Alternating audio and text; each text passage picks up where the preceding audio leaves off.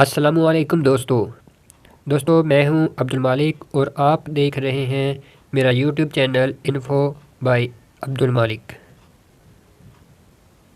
اگر آپ سے سوال پوچھوں کہ وہ کون سا مضمون ہے جس کو پڑھ کر آپ کی حالت ایسی ہو جاتی ہے یا پھر آپ کی حالت ایسی ہو جاتی ہے، تو مجھے امید ہے کہ آپ کا جواب ہوگا یا بہت سارے لوگوں کا جواب ہوگا، وہ ہے میتھمیٹکس کو نہ پڑھنے کی وجہ سے یا اس کو اچھے طریقے سے نہ سمجھنے کی وجہ سے ہم دنیا سے بہت پیچھے رہ گئے ہیں۔ میں جب بھی اپنے بچوں کو، اپنے اسٹوڈنٹس کو مشورہ دیتا ہوں کہ وہ ایک سبجیکٹ اگر آپ اچھے سے پڑھنا چاہتے ہیں تو وہ میتھمیٹکس ہونا چاہیے۔ اس کی وجہ یہ ہے کہ بہت سارے سائنٹسٹ کا خیال ہے کہ کائنات کی جو کتاب لکھی گئی ہے، جو کہانی لکھی گئی ہے، وہ جس زبان میں لکھی گئی ہے اس زبان کا نام ہے میتھمیٹکس۔ جبکہ کچھ سائنٹسٹ کا خیال یہ بھی ہے کہ جو میتھمیٹکس ہے یہ ہمارے دماغ کی ایک ترتیب کا نام ہے، ایک اختراع کا نام ہے۔ لیکن دونوں صورتحال میں ہمارے سائنٹسٹ یہ سمجھتے ہیں کہ کائنات کو سمجھنے کے لیے جو بہترین ٹول ہے یا آلہ ہے وہ ہے میتھمیٹکس، اور اس کی بہت ساری وجوہات ہیں۔ آج کے بعد انشاءاللہ میری یہ ویڈیو سننے کے بعد آپ کو ایسا نہیں لگے گا کہ میتھ ایک ڈیفیکلٹ سبجیکٹ کا نام ہے۔ ڈیفیکلٹ سبجیکٹ لوگ اسی وجہ سے کہتے ہیں کیونکہ وہ شوق سے اس کو پڑھتے ہی نہیں ہیں۔ اگر کوئی پڑھتے ہیں تھوڑا بہت تو پھر وہ اس کو امپلیمنٹیشن کی طرف لے کر ہی نہیں جاتے۔ تو آج میں آپ کو ایک اس کا آرٹیکل بتاتا ہوں جس طریقے سے اس کو امپلیمنٹیشن ہماری لائف میں اس کی ہوتی ہے۔ اس کے لیے میں آپ کے سامنے ایک سیریز لے کے آیا ہوں جس کو فیبوناچی سیریز کہتے ہیں، فیبوناچی سیریز بھی کہہ دیتے ہیں، فیبوناچی سیریز بھی کہتے ہیں۔ اس کے لیے آپ دو نمبر لیں، 0 اور 1۔ 0 اور 1 کو ایڈ کریں تو آپ کے پاس ایک اگلا نمبر آ جائے گا۔ پھر 1 اور 1 کو لیں تو پھر آپ کے پاس اس سے اگلا نمبر آ جائے گا۔ پھر 2 اور 1 کو لیں، پھر آپ کے پاس اس سے اگلا نمبر 3 آ جائے گا۔ پھر آپ 3 اور 2 کو لیں، یعنی کہ آخری دو نمبر لیتے جانے ہیں، لیٹسٹ جو دو نمبر ہیں وہ لیتے جانے ہیں، وہ آپ کے پاس اگلے نمبر پر لے جائیں گے۔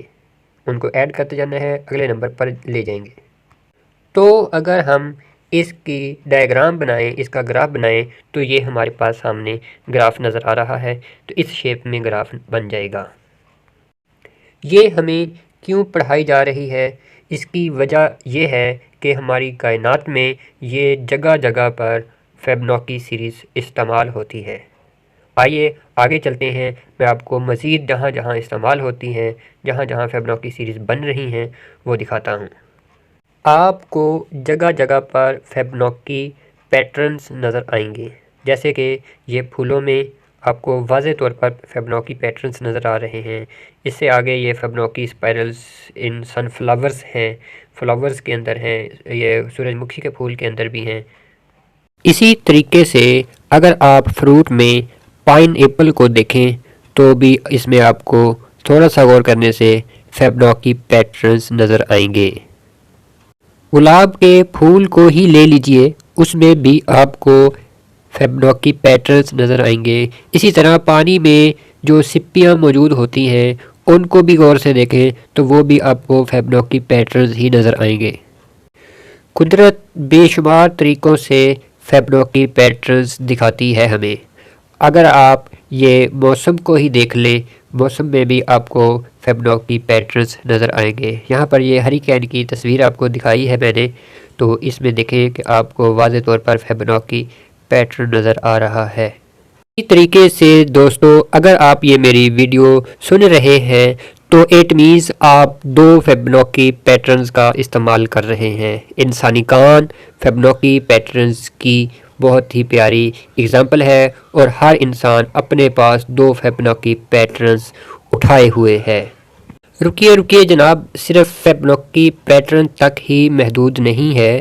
اگر آپ یہ پائی کو دیکھیں تو پائی ایک ارریشنل نمبر ہے۔ اس کی ویلیو سرکل کے سرکمفرنس کو ڈائیمیٹر سے تقسیم کرنے سے 3.14 ملتی ہے یہ ایک ریئل کانسٹنٹ نمبر ہے۔ آئیے دوستو میں اب آپ کو ایک اور ایکسپیریمنٹ سے پائی کی جو ویلیو ہے وہ بیان کر کے بتاتا ہوں۔ اس ایکسپیریمنٹ کا نام ہے بفونس پرابلم۔ اس میں کیا کرتے ہیں، ایک وائٹ پیج لیتے ہیں، اس کے اوپر کچھ فاصلے پر پیرالل لائنز لگا لیتے ہیں۔ پھر ہم ایسا کرتے ہیں کہ ایک نیڈل لے کر اس کو لڈو کے ڈائس کی طرح ہم پھینکتے ہیں متعدد بار، یعنی کہ کئی مرتبہ پھینکتے ہیں، تو ایسا دیکھتے ہیں کہ کتنی مرتبہ یہ سوئی لائن کے اوپر آئی ہے اور کتنی مرتبہ یہ لائن کے بیچ میں آئی ہے۔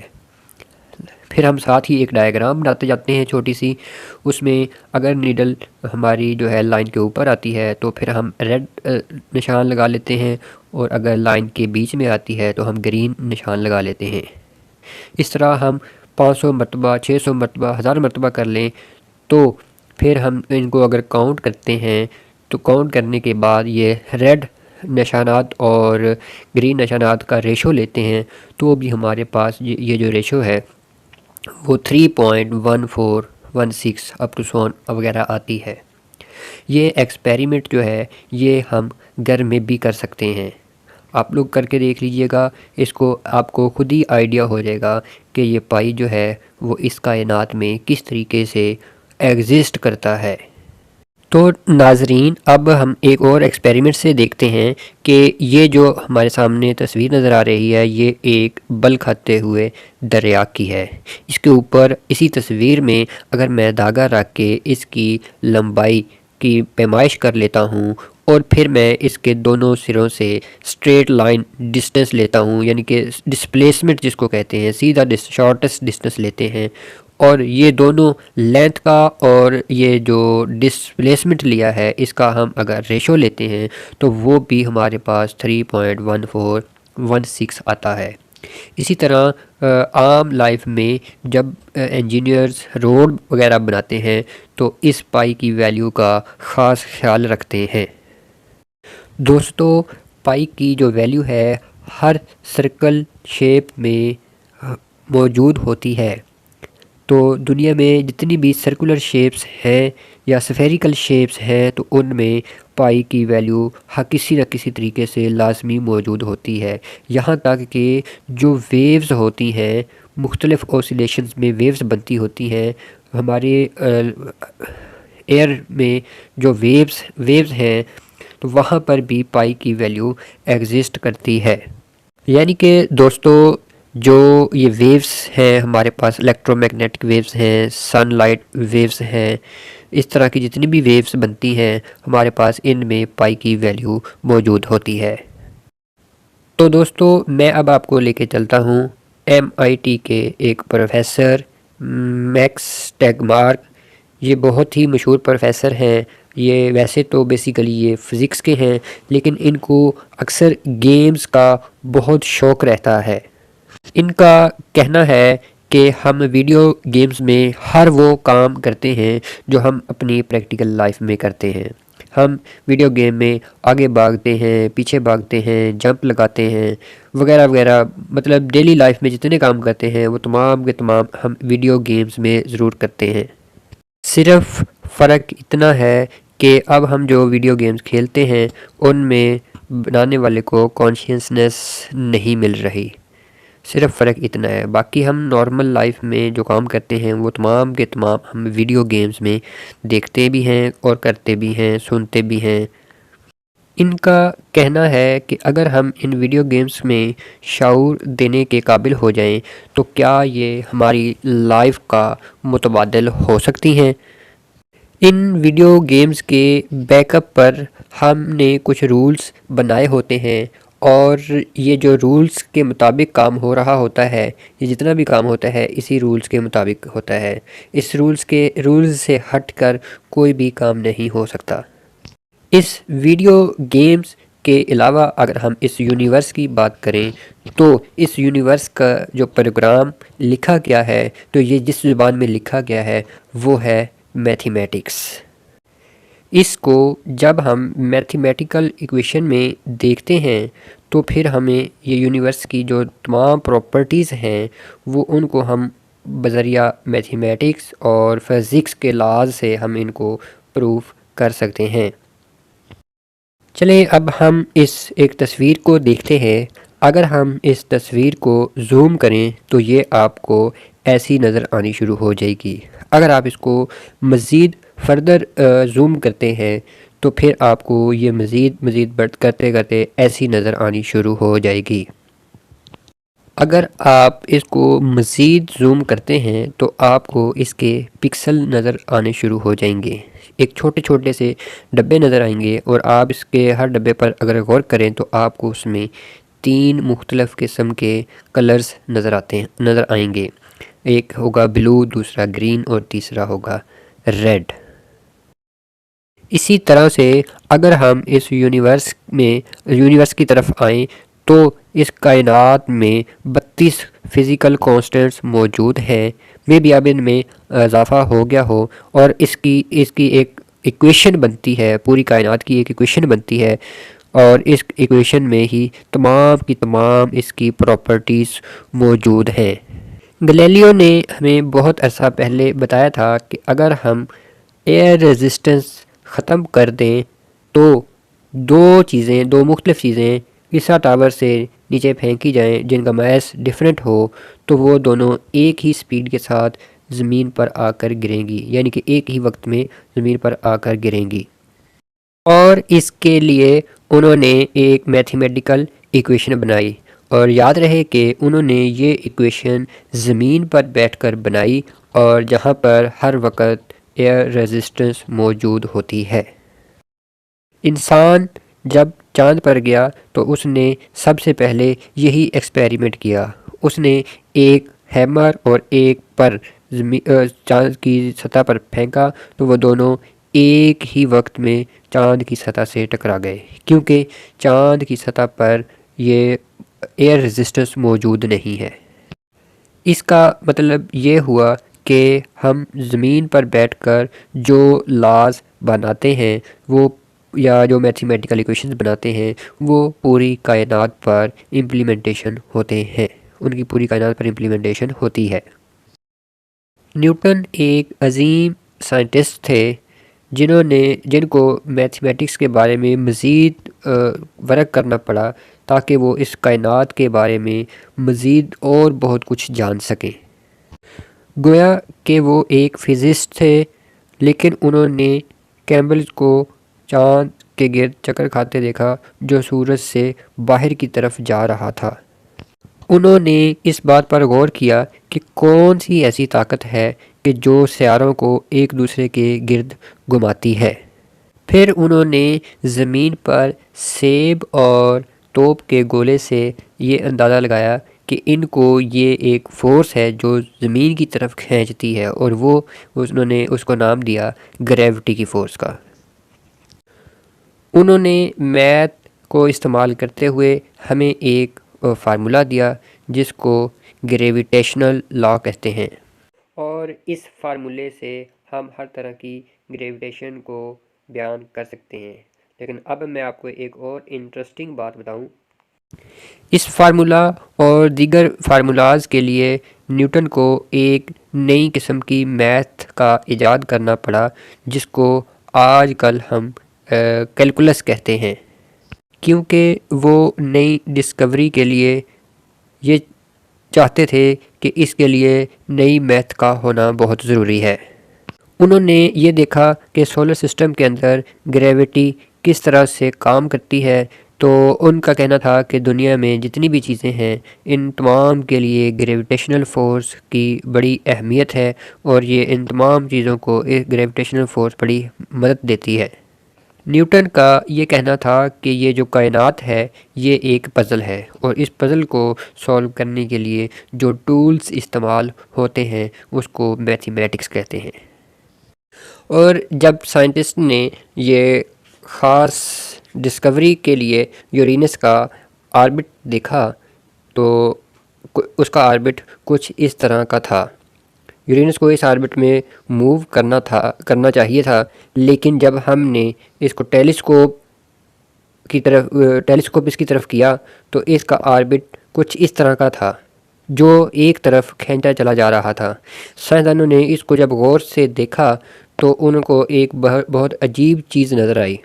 انہوں نے جب اس پر غور کیا تو انہوں نے ایک اور پلینٹ دریافت کیا جس کو نیپچون کہتے ہیں۔ نیپچون کی جو دریافت ہے وہ اسی گریوٹی کے لا کی بدولت حاصل ہوئی ہے، اور یہ گریوٹی کا لا جو ہے وہ ہمیں میتھمیٹیکل ایکویشن سے ہی ملا تھا۔ اگر آپ کا سوال صحیح ہے تو میتھمیٹکس آپ کو اس کا سلوشن ضرور بتائے گا۔